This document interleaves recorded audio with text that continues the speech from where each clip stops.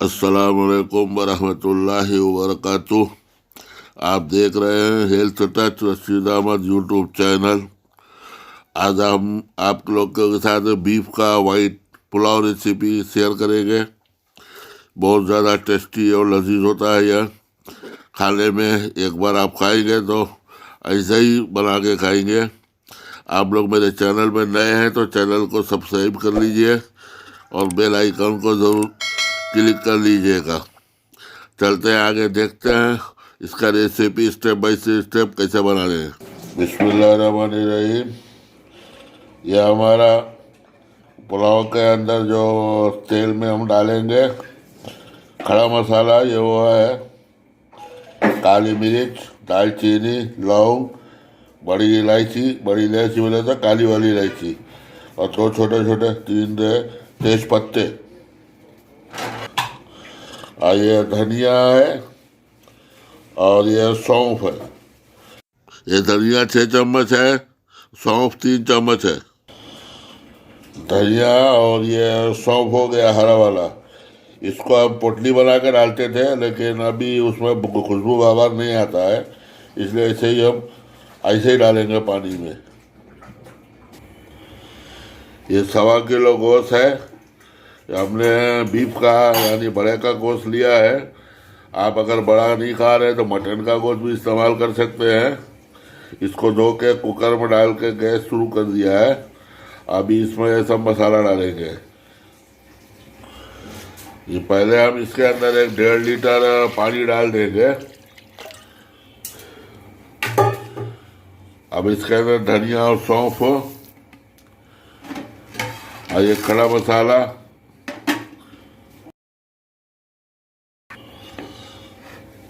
ये एक प्याज बड़ा है, उसको बड़े बड़े टुकड़े काट लिए हैं, और 2 पोथी लहसुन, इसको डाल देके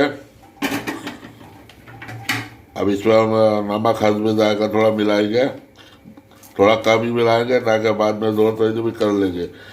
और इसको हम आप जोश निकालेंगे, इसका पहले बनाएंगे। अभी कुकर को बंद करके एक सीटी आने के बाद स्लो आंच में 20 मिनट के लिए छोड़ देंगे। ये हम कुकर खोल रहे हैं। ये इसका गोश्त देखिए आप, जोश निकल आया, कितना अच्छा दिख रहा है, खूबसूरत है, खुशबू भी खूब अच्छा है। अभी इसका हम गोश्त को सब अलग कर लेंगे और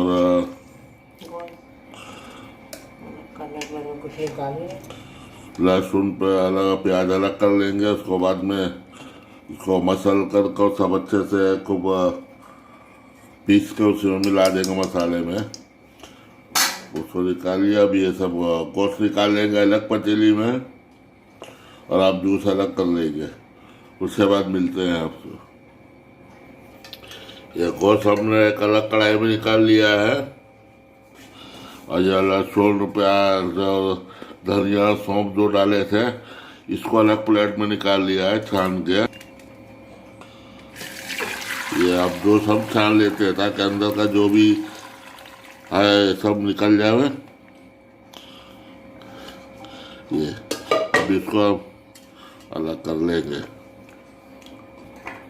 ये अब जूस है छना हुआ, इसको हमने अलग छान लिया है।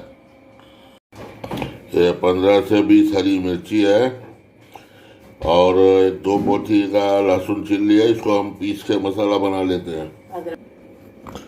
ये काली मिर्च और काली बड़ी वाली इलायची, और ये हरी इलायची, दालचीनी, लौंग और जायफल का थोड़ा टुकड़ा है ये, और जावित्री हो तो जावित्री भी डाल दीजिएगा। ये सब मिलाकर को हरी मिर्ची लहसुन के साथ हम पीसेंगे। अगर आप कड़वा तीखा कम खाते हैं तो हरी मिर्ची कम कर लीजिएगा। ये अदरक लहसुन का पेस्ट रेडी वाला है। ये 4 चम्मच हमने ले लिया है। इसको भी मसाले में डालेंगे। ये स्टोव पे हमने पतीली चढ़ा दिया है। इसमें हमने करीब 300 से 400 ग्राम तेल डाल के गरम कर लिया है। अब इसमें हम 2 बड़े साइज का प्याज को स्लाइस करके अब इसको हम लाल कर को निकाल लेंगे। इधर हमने दूसरे गैस के ऊपर एक छोटी पतीली अलग चढ़ा के गरम कर लिया है। अब इसमें थोड़ा तेल डालेंगे और आलू फ्राई करेंगे। आधा किलो आलू है, वो काट कर धो के रख लिया है। अभी उसको इसमें फ्राई करेंगे। अभी फ्राई करने के टाइम दिखाते हैं। ये आधा किलो आलू है, इसको हमने आधा आधा पीस पे कट कर लिया है। इसको फ्राई करेंगे। ये तेल गरम हो गया। अब इसको आलू डाल कर फ्राई करने से क्या है, जब अच्छा सौंधा बना जाता है और जब खुशबू अच्छी आ जाती है इसके लिए, और थोड़ा क्रिस्पीपन भी रह जाता है। इसके लिए इसका पुलाव के अंदर एक अलग ही जायका आ जाता है। इसके लिए थोड़ा इसको फ्राई कर को डालते हैं। ये सब हमारे प्याज लाल हो रहा है। दूसरी जगह पर आलू को भून रहे हैं। ये हमारा प्याज हो गया और इसको हम प्लेट में निकाल लेते हैं। ये हमें कैसा अच्छा दिख रहा है। इसको अब जब पुलाव का रेडी करेंगे तो ऊपर से डालने के टाइम इससे क्या जब सौंधापन आ जाता है, खुशबू आ जाती है प्याज का बरिस्ता डालने से। ये हमने आलू भी फ्राई करके निकाल लिया है। तो क्या फ्राई करने से ज़रा जायका बढ़ जाता है इसका, इसके लिए अब फ्राई करके डालते हैं। चाहे कच्चा भी डाल सकते हैं, लेकिन उसमें मज़ा नहीं रहता है। इसके लिए जब फ्राई कर लेंगे तो उसमें जायका में मज़े इजाफा हो जाएगा। यह 1 किलो में छिमी लाया था, वो छील कर निकाल लिया है। अब इसको भी मैं हल्का सा फ्राई करूँगा। आपको चाहिए तो पसंद है तो डालिए, नहीं पसंद है तो ना डालिए या कम डालिए, आपकी मर्जी के ऊपर है। या इसको पतीले में डाल के अच्छा सा रोस्ट कर लेंगे भैया, तो पका लेंगे, हल्का सा कच्चापन ख़त्म कर लेंगे। अब ये बड़े वाले पतीली में हम थोड़ा सा सूखा खड़ा मसाला डालेंगे और इसके अंदर हम वो जो आप जोश निकाल के गोश्त रखे हैं उबला हुआ, ये गोश्त डाल करके करेंगे। और इसके अंदर जो उबालने के टाइम जो लहसुन डाले थे उसे भी मैश करके इसी में डाल देंगे। पूरा लहसुन को थोड़ा सा जो उबला हुआ लहसुन था उसको डाल कर रोस्ट कर लेंगे। अब ये सब गोश्त डाल रहे हैं, इसको भी डाल के 2 से 3 मिनट तक रोस्ट कर लेंगे ताकि अंदर गोश्त जरा छोटा बना जाए।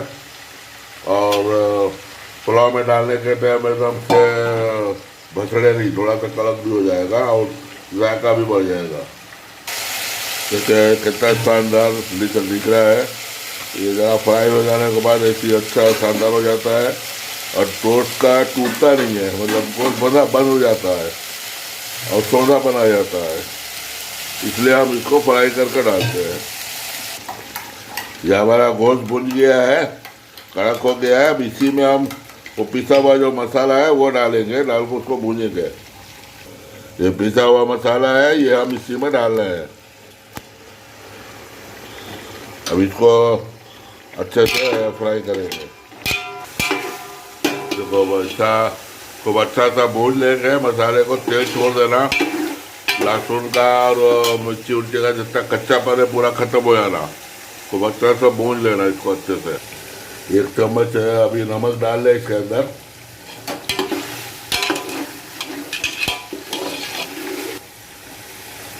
ये अभी 1 पैकेट आधा लीटर वाला जो दही आता है वो डाल देंगे। आइए 3 नींबू का रस छान कर को डाल देंगे। ढक्कन बंद कर को 5 मिनट से 6 मिनट अच्छा तो पका लेंगे। अब इसी के अंदर हम आलू भी डाल देंगे ताकि गल जावे। यह हमारा आलू के साथ पका लिया है 5 मिनट। अब इसके अंदर हम ये आप जो तो निकाले थे वो डाल देंगे।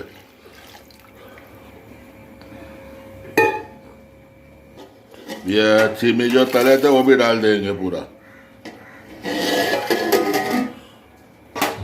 ये हमारा अब जो बलक गया है, अब इसमें हम चावल डालेंगे। अब ये 1.25 किलो गोश्त है, 1.25 किलो चावल डाल रहे हैं। आपको अगर गोश्त ज़्यादा चाहिए तो चावल थोड़ा कम कर लो, समझे। वैसा ये वाइट पुलाव है बीफ का। वाइट पुलाव का रेसिपी 1.5 किलो गोश्त में 1 किलो चावल का हिसाब सही है, लेकिन अब महंगाई के टाइम है तो ज़रा हिसाब से एडजस्टमेंट करना पड़ता है, तो बराबर बराबर लेकर चला रहे हैं। चावल धो करके अच्छा सा इसको 2-3 पानी से उसके बाद मिला करके 10 मिनट के लिए पकाएंगे। उसके बाद ये धो के सब चावल डाल लिया। अब ये बॉयल आ जाएगा, फिर उसके बाद हम 10 मिनट पकाएंगे स्लो आंच में। ये 15 मिनट हमने पका लिया है। अब इसको तवा को गरम किया है, अब इसके ऊपर हम पतीली रखेंगे। ये पतीली रख के स्लो आंच में इसको 10 मिनट दम करेंगे। दम करने के बाद फिर मिलते हैं। पुलाव के साथ हम ये कचूमर को सर्व करेंगे। कचूमर की रेसिपी अगर आपको चाहिए तो कमेंट में बताइए, हम इसका रेसिपी आपके साथ शेयर करेंगे।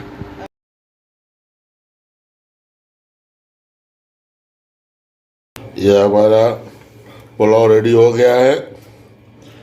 अभी इसको हम ये कचूमर के साथ सर्व किए हैं।